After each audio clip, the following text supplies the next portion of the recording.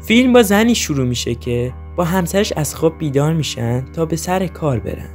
اسم این زن آلیسه و از شوهرش هم راضیه و با اون رابطه خوبی هم داره.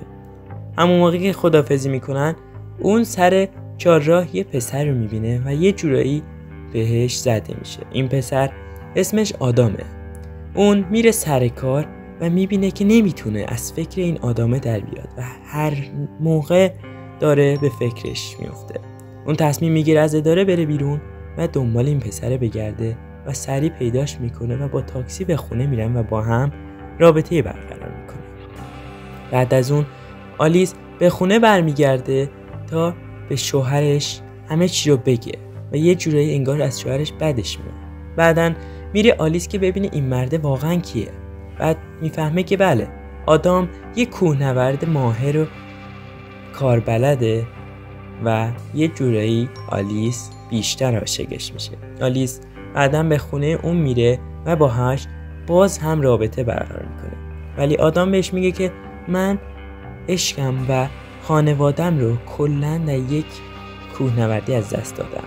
آلیس برمیگرده به شوهرش میگه که بله، من با این آدمه رابطه داشتم و میخوام از تو جدا بشم. اونم که به فکر ازدواج باش بود میره و آلیس هم باز هم برمیگرده خونه آدام، ولی این بار به جای آدام با خواهرش روبرو میشه.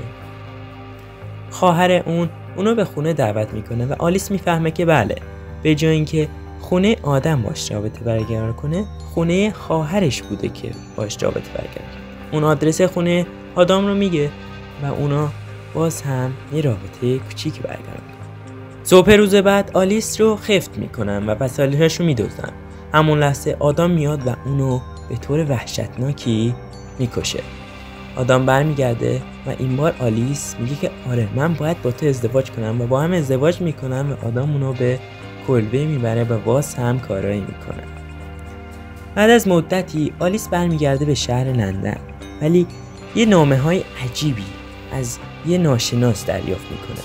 هم موقع خواهرش گردنبند برای هدیه ماحصل و عروسی با برادرشون بهش میده و اونو نگه میداره. یه زنی زنگ میزنه و بهش میگه که آدام به زنی تجاوز کرده. اینو میدونستی؟ آلیس شوکه میشه و میره پیش اون، ولی خوشبختانه اون زن میگه که من میخواستم فقط فحاشی کنم و ازش پول بکنم. بعد از اون آلیس با یه خبرنگار اشتراک میکنه و باز هم نامه‌های عجیبی میگیره.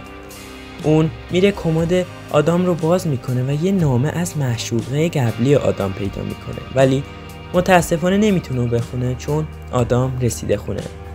آدام باهاش کمی حرف میزنه و بعدها میپرسه که این گردنبند رو چه کسی بهش داده. صبح روز بعد باز هم آلیس سعی میکنه بره در رو باز کنه، ولی این بار باز هم نامه میاد. اون که دیگه واقعا شک داشته سریع میره اداره پلیس و همه چی رو تعریف میکنه.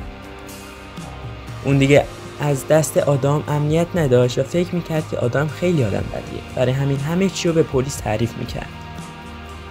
اما پلیسا میگفتن که ما نمیتونیم چیکاری کنیم چون هیچ مدرکی نداریم. اون آدام رو آوردن، ولی به آلیس گفتن که فقط میتونیم چند ساعت اونو نگه داریم و بعدش ول میکنیم بره چون هیچ مدرکی نداریم.